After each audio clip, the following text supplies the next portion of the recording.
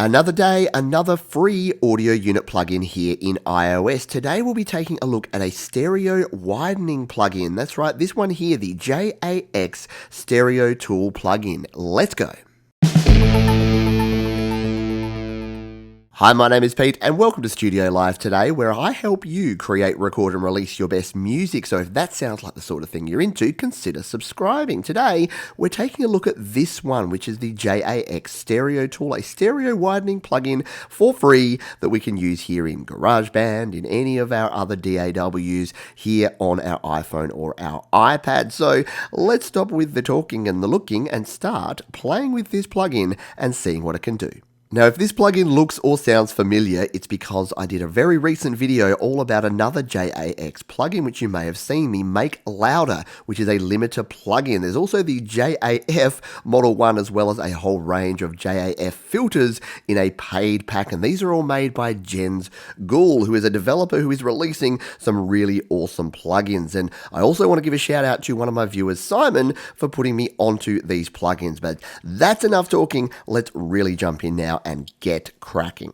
So to start with, and to give you an example of what a stereo plugin does, I've thrown this on this organ track. So we'll come in here, we'll tap on the plugin. Now, if you don't know about plugins and how to download them, you just go to the App Store, you download them, then they'll be in your plugin list. And there's a link in the description where you can download this one. So here's the interface. And yes, I'm still getting used to how to use these. You can kind of zoom in and out and around and move about, but sometimes it kind of pops back like that. So I need to keep moving around. So I'm going to hit the bypass button here in the bottom right. At the moment, the organ sounds like this.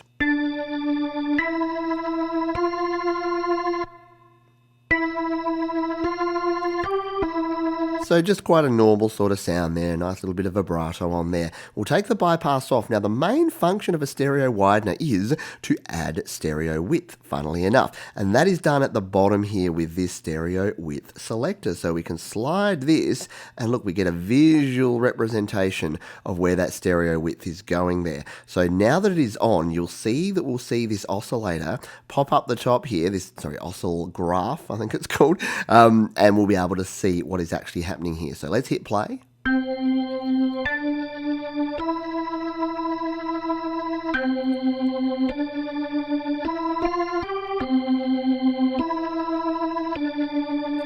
And you can hear as we're widening that out there that we're getting more stereo width. So we can go wider like that. Or we can bring it all the way in and make it a really narrow mono mix. Right up the center. So we've got flexibility there to actually position this. Now, that's all pretty cool, but what this adds that not many other stereo widening plugins that I've ever used add is this panorama option, which I think is super cool because it not only lets you adjust the width, you can then adjust how much is on the left and the right, and you can get some cool sort of effects here where you're kind of putting things in the corners, kind of. So let's hit play and I'll show you what the panorama does.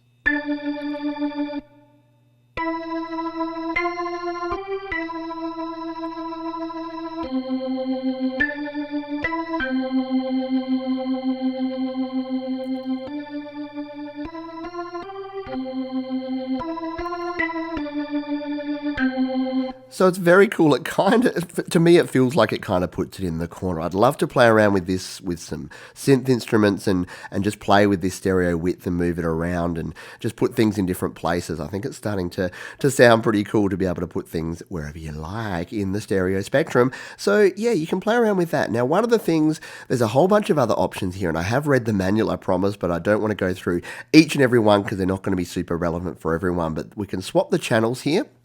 So if you do have a stereo sound, you can swap the channels, the left and right here. You can invert a channel, which is to do with the phase inversion, which means if you've got two stereo channels, one's out of phase, you can hit that. So if we just play this now, and we'll hit the invert channel.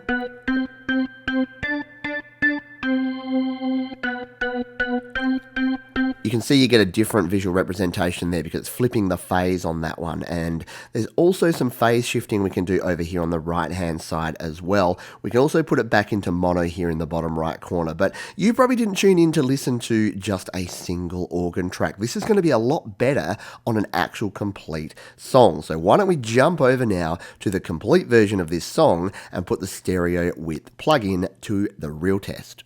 Alright, so we are back here in the complete song here of my new track that I'm working on, trying to finish here. And this is the same track that I demoed the Make Louder plugin. So we've already got that on here. I'll just make sure that that's not making things too much louder. It does a great job, but like any compressor limiter, if you overdo it, it overdoes it. So we'll make sure that's dialed in okay. And we'll tap here on the Stereo Tool plugin. So here we are back in our interface. Now what we're going to do, we'll zoom that one in there. We're going to use this dial at the bottom here. I'll zoom it back in a bit. The stereo width dial first of all, and again we can narrow this all the way down, we can widen it out. So let's start around the middle here, and what I'll do is we'll hit play and we'll start playing.